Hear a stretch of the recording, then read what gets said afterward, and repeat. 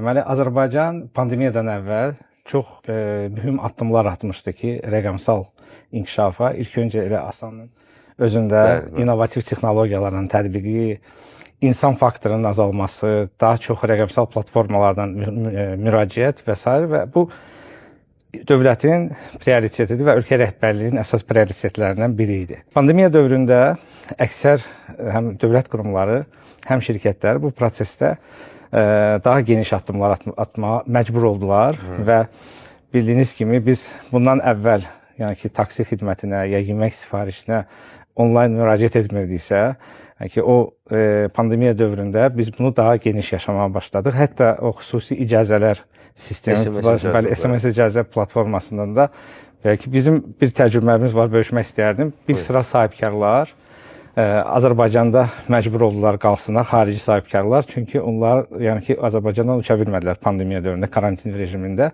və onların şəxsiyyət vəsiqələri ya pasportları o sistemdə olmadığı üçün onlar çıxa bilmirdilər. Və mən miqrasiya xidmətindən fürsətdən istifadə edib təşəkkür bildirmək istəyirəm. Çox çevik bizim xahişimizə reaksiya verdilər və onları sistemə əlavə etdilər.